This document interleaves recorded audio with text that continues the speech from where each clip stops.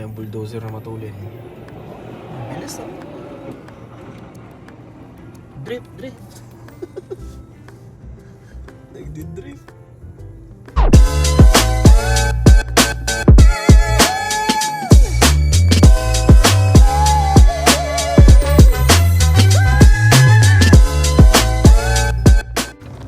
You are not a visitor.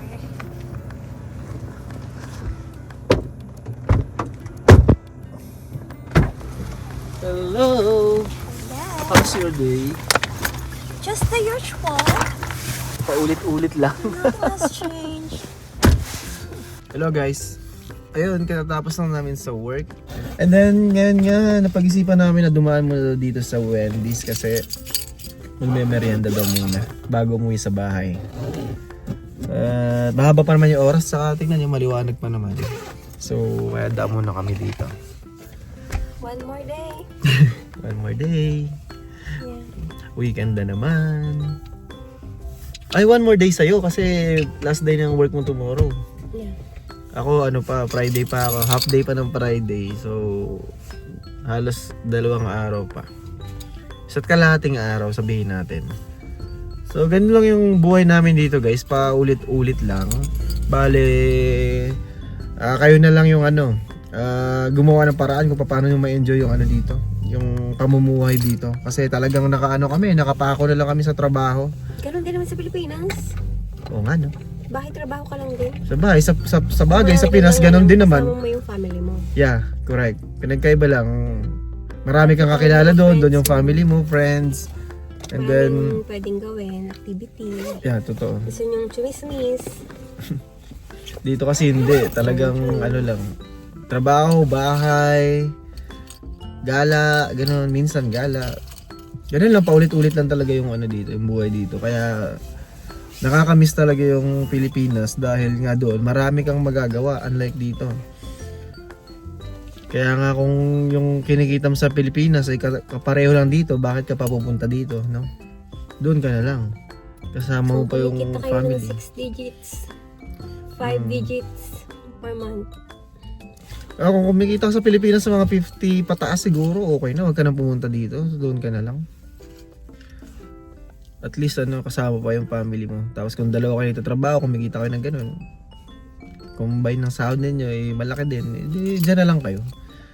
Huwag na kayo magpakahirap dito. Tapos ngayon malamig dito kasi winter. Tapos yung summer sobrang init. Tapos ayun, yung iba gumagastos ng sobrang lalaki para makapunta dito tapos walang kasiguraduhan. Yun yung nakakalungkot. Marami tayong mga kababayan na ganun yung mga nangyari sa kanila. Hindi natin sila masisi kasi naghahanap sila ng ng magandang buhay, no? Si Mrs. nagtitibag pa ng mga yelo sa sasakyan. Tinatanggal yung dumi ng sasakyan eh. Yung mga yelo na kumakapit sa ilalim. Ay, kapag ba yun sa akin? Lamig.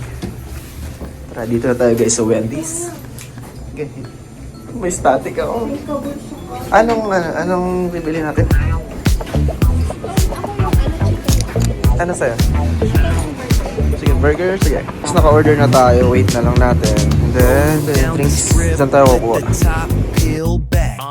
Sunshine beaming, yeah, the west where it's at. Ooh, yeah. Palm trees swaying, cool breeze in the mix. Say what? Sidewalk popping, got my sneakers doing tricks. Woo. Hey, we riding real smooth, so smooth. California grooves, west side. Ooh, yeah. Dito na kami sa bahay. Bakit na kami? Kakain ba tayo? Tinatamad na kami magluto. Parang gusto na lang namin magpahinga. Panood ng TV. Maghihintay na lang na antukin tapos matutulog. Go! Diyan tayo. Okay.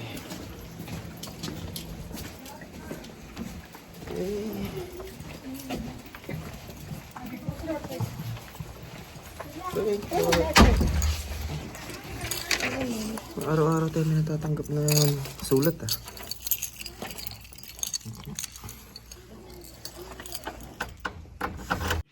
So yun guys, after sa trabaho, dito naman tayo sa bahay.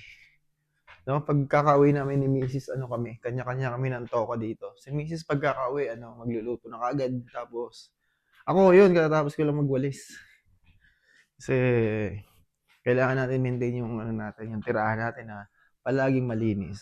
Meron tayong notice na tanggap kasi meron pala ngayong araw na emergency water shut off. So may inaayos yata sila, mayroong emergency repairs.